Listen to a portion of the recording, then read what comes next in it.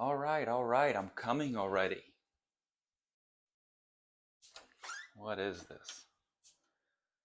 Ah, great, more solar panels. Now I gotta make another video.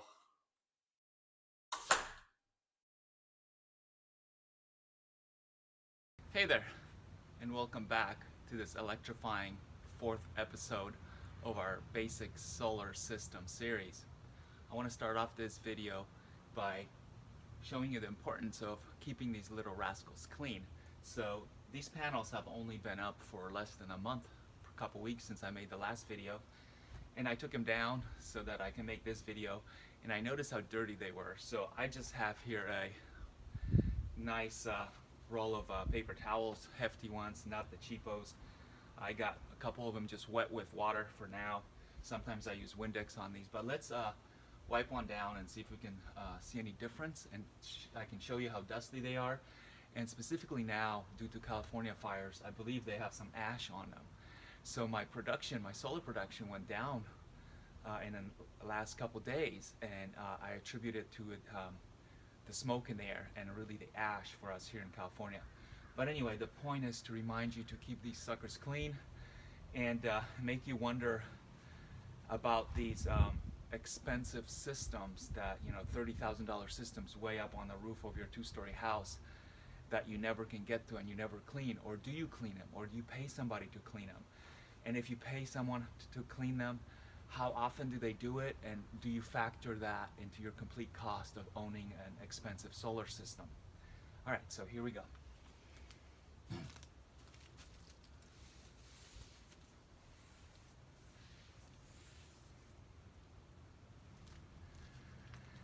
Okay, so I just wiped down, just with a wet paper towel, a third of one panel.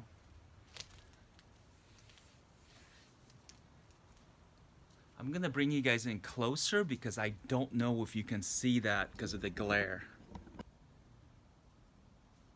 Okay, so I don't know if you guys can tell because of this glare I'm getting, but I can tell in person the difference. Maybe that's a little bit better.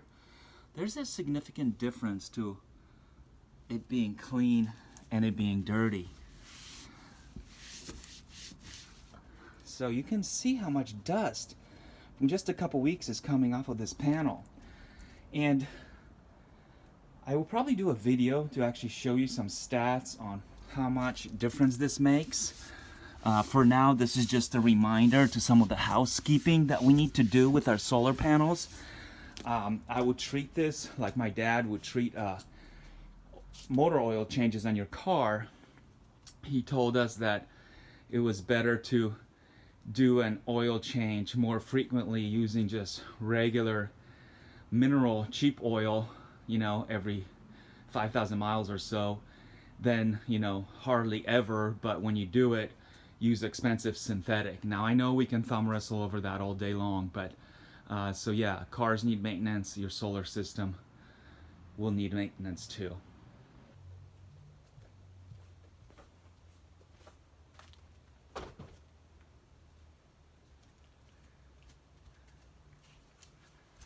Alright guys, so there we have it, two more panels. Now you might say, wait a minute, isn't that just this one box? It's one box, but it's actually a two-pack, if you can see that. And so what I want to talk to you about, start off this video, is talking about, some purchasing options that we have. Now I started this video by saying this is going to be done on a family man's budget. You buy an inverter, then you buy a panel a month. And I started like that, but then I noticed this little trick that we can get even better deals on the 100-watt solar panels, which are already cheap, which are already under 100 bucks, if we buy them as a two-pack or two at a time. It's not a big discount, but if you know you're going to build up your system, then what I do is maybe don't buy a panel in 1 month, save $100, and then the following month buy a two-pack. Then again, I skip a month, then I save that 100 bucks. Next month I save another $100, so I have 200 bucks, and I go out and I buy that two-pack so that I can add to my system. So just sharing that tip with you, and this isn't going to be an unboxing video. Those are ridiculous. But this Rich Solar is a name brand. and they do a really good job of packaging and protecting their panels. I might throw up a couple pictures from a previous pack that I took. Anyway, inside the box are 2 more panels. I'm going to get them unboxed and set them up here, and we'll start today's video. Now, where did I put that box cutter? Did I really loan it to Lonnie Earl? Man, he never returns anything. Well, I guess this is gonna have to do. So guys, I know I said I'm not gonna do an unboxing video. I got the box open. I'm just gonna take out the panels and just show you how well Ridge Solar packages their panels. So here we go.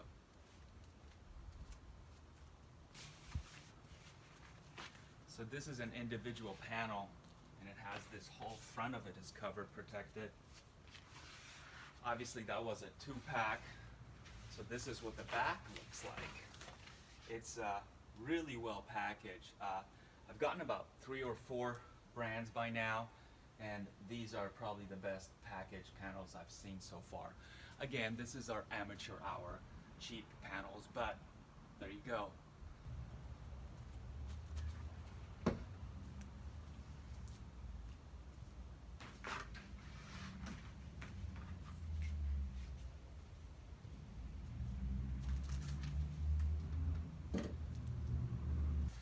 Okay guys, as you can tell, I'm a bit winded. It's hot as hell.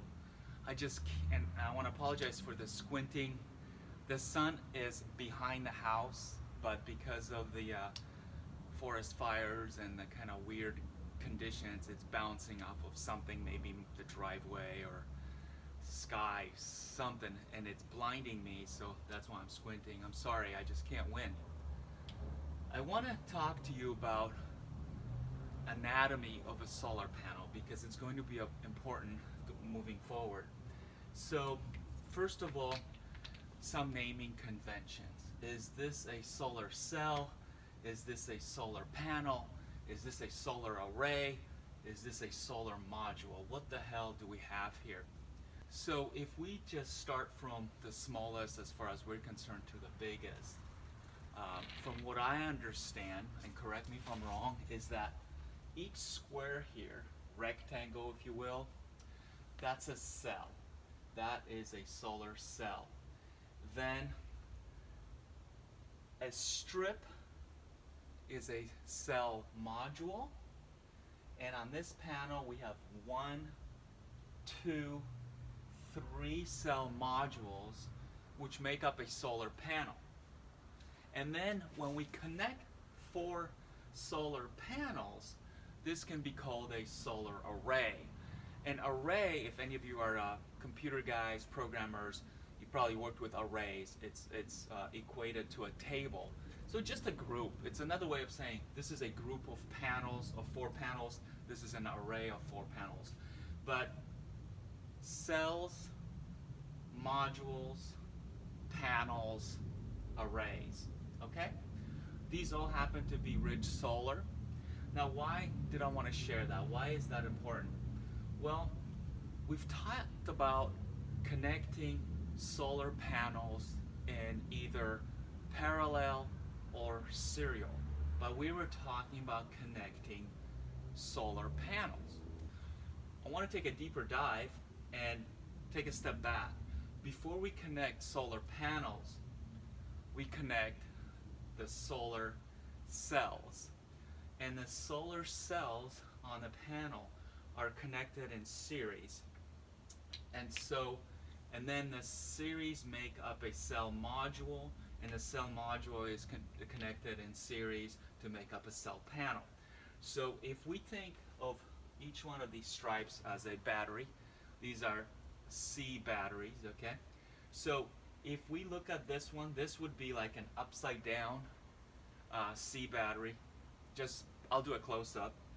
Then the middle one is a second one that is positive up. So there's 2. And then the third one is another one that goes down. Okay? I know this is a bit ridiculous, but if you think of them as batteries, they're like this. So I am going to go and demonstrate how the modules are connected using some blue tape here. And I'm just going to kind of exaggerate how they are connected, all right? So basically, 1, 2, 3, 4, 5, 6, 7, 8, 9, 10, 11.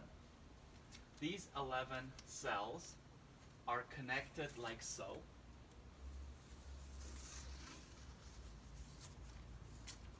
Okay? In series. Okay? Hope you can see that. Then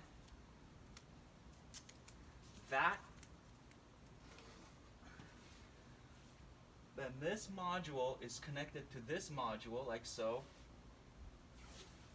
Then all of these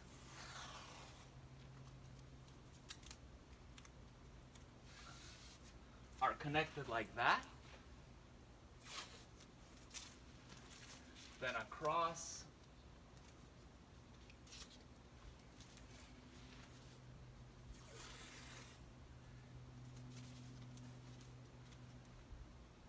And then down like this.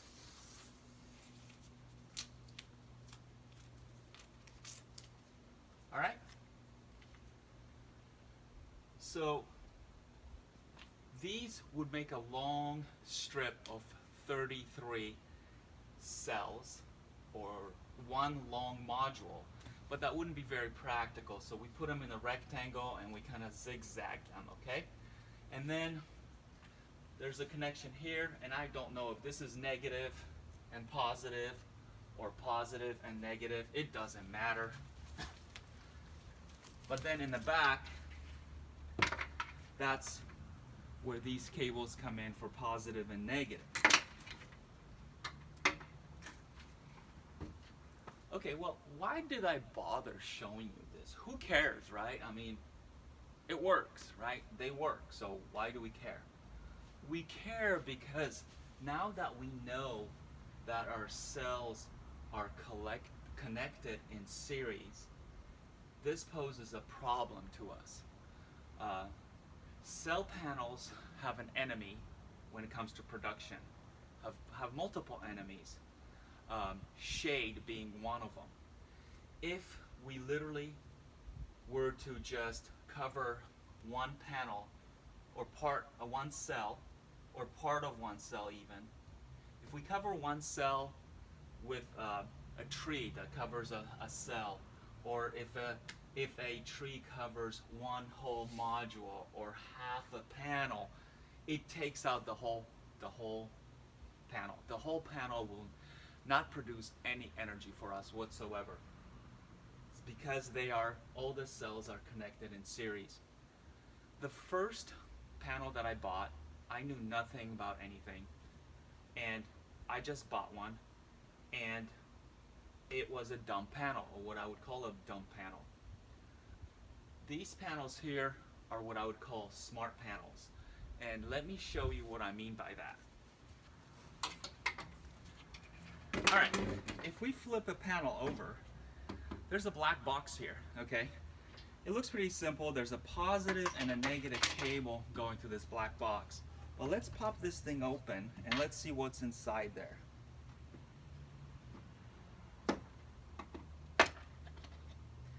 So I just used a simple flat screwdriver. I opened it up, and we can see that there's some stuff happening here, all right? What we see here is two check valves, or what I call check valves. So this smart panel has these two diodes in it. These are called bypass diodes, and what they do is they will keep the panel working even if part of it is shaded, okay? So in this particular panel, there's 3 cell modules, and they're connected with 2 diodes. So if this panel will get shaded, this diode, a one-way check valve, will allow the voltage to come across, and the panel will continue producing from the remaining 2 cell modules on this side. Similarly, if on this side this cell module goes out because it's shaded, then this diode will kick in and allow voltage to come across it and continue to produce using the remaining 2 cell modules.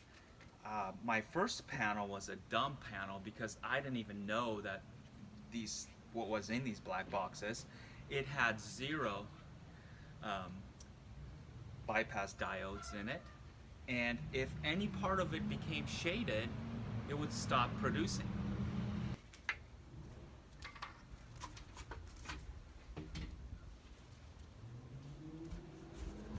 Anyway, I hope you found that brief description of a solar panel helpful, and it will help you understand uh, how panels protect themselves against shade and continue working and producing what they can even if they are partially shaded.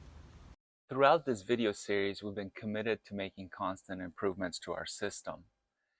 In the last video, we focused on the AC side. In this video, I want to show you something we can do to improve the monitoring on the DC side. Up to this point, we've been using this power meter. This is a DC power meter. It's pretty nice, very inexpensive, $15, and it gives us volts, amps, watts, amp hours. It's actually pretty cool, but it has some limitations. For one, it does not have Wi-Fi or Bluetooth, so it has no remote ability to be monitored whatsoever. It also does no data logging. And finally, I'm a bit concerned with it being a bottleneck, meaning a restriction, like a funnel or a dam. You know what a bottleneck is. I'm not sure this really handles 150 amps.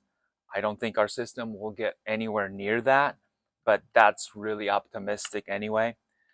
These are what I believe only 12 gauge wires, and we've touched on wires in our last video. I would be more happy if these were maybe uh, 10 gauge at least, but they're 12. Anyway, so I looked for a way of improving on the DC side, and I found something. So although this is a pretty cool meter and I like using it, I don't like the fact that I have to get up off my butt and walk over to read what it says.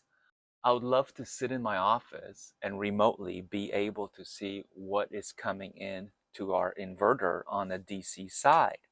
So I went out and I think I found something. Now what I have here is a knockoff of a Victron Smart Shunt, which costs $140. And I couldn't bring myself to spend that kind of money on a monitoring and optional component to an inverter that only costs $100. Technically, we saw them as low as $85.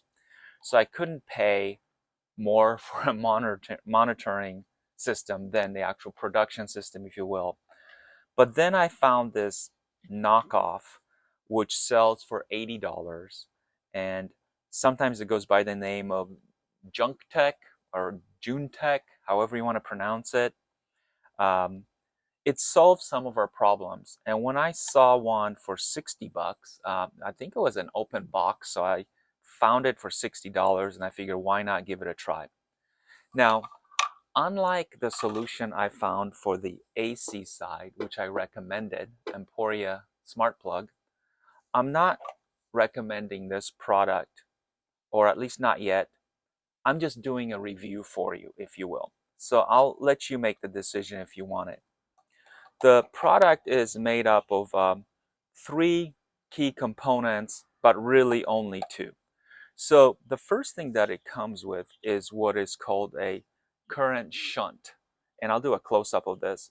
But basically, this is just a chunk of metal that is calibrated. And because in order to measure current, we need to tap in line of the flowing current to be able to see how much amps actually flow through it. Now, this is beefy. This is pretty impressive. This is heavy. And it's solid. This is a pretty impressive piece of kit, as you Europeans would call it, or Australians. So this solves our bottleneck of these 12 gauge wires, if you will. And I actually went as far as uh, taking this apart. And in here we can see there's two circuit boards and a display. I think one circuit board, I'll do a close-up of this as well. I think one circuit board simply drives the display while the other circuit board gives it some sort of intelligence, and perhaps the small current shunt lives on that second circuit board. So it's hard to see. I may cut this open. These two boards are soldered together, so I would have to sort of ruin this piece to show you fully, but there's a significant difference of what this can handle. I think this is rated for like 400 amps, maybe 450 amps. Again, nowhere near what we're going to be pushing or pulling through it, but definitely substantial improvement of this over this, just in terms of the bottleneck issue and how many amps it can handle. So that's one problem that this system does solve for us. The other thing that this solves for us, and the other component, is that there's a current shunt, and then there's what I call a brain. So there's this little brain module, if you will, and these two have to connect together. This, of course, anytime you're using a current shunt, it's going to sit on the negative side, on the negative uh, cable, and the negative wire, negative lead, whatever you want to call it, in line. So you'll take a negative cable and you may have to cut it, crimp it, and then insert this in the middle. And if you put it in and you're going to get negative values in terms of what you're reading, then just flip it over because you inserted it incorrectly. But this goes on the negative side, okay? This comes with, these are maybe just under 1/2 inches. This is probably metric, but definitely pretty big bolts too that come with it. So this is pretty impressive. We get a lot of wiring here, and this needs to be connected with provided wires to the brain module, all right? So I'm going to just do this real quick. So these two pieces are important. It also comes with a third piece, which is essentially a digital display. And I don't even use this. I don't even bother with it. And it comes with what I call a phone cord. This is like an RJ12 or something, just like a phone cord. Maybe has two pairs of wires in it, so 4 total, whatever. So this would connect the display to the brain, but we really don't need it. So I don't even bother with that, because these two things communicate with Bluetooth. Bluetooth is pronounced 30-foot wireless network. And when I say 30 feet, I mean 30 feet.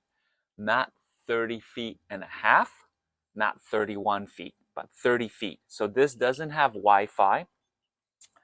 And the real reason I didn't get the Victron $140 system, not so much that it costs more than the actual inverter, but because it didn't do Wi-Fi. It's also Bluetooth. And this is why I don't really recommend this system, is because it's only Bluetooth and not Wi-Fi. And the other thing is it doesn't give us data logging, really. It just shows you stuff in real time on your phone app. It also does not have an app for a computer, I don't think. It's only an app for your phone. And one of the issues I have with it is that my inverter sits in the backyard, which, believe it or not, the sliding patio door is 30 feet exactly from the door to my office. And I sit in the chair about 5-6 feet within my office, obviously. So the signal doesn't reach the phone on my desk or in my pocket when I'm even sitting in my office. I have to walk into the living room, reconnect, and read the output. So it's better than a completely manual one, non-remote output, but it's not perfect. One of the ways I'm thinking of solving the problem is by getting a Bluetooth repeater. I've never owned one, so I had to research it just for the sake of this device. The repeater will come in handy for other Bluetooth devices in my household, but I'm not uppity up on all that kind of technology, so I'm learning as I go.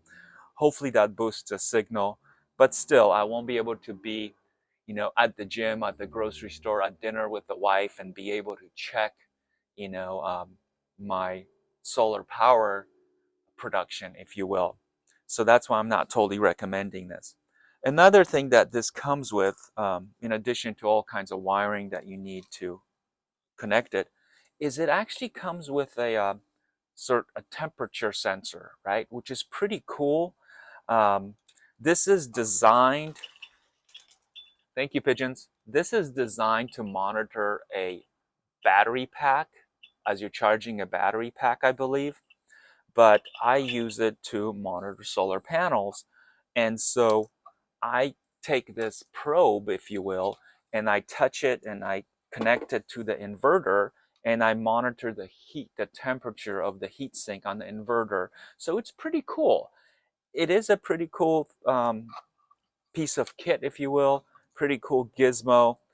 I would say it is better than this one, but it's not perfect. So that's why I'm not recommending it, but I'm just putting it out there. So hopefully that helps. Thanks for watching.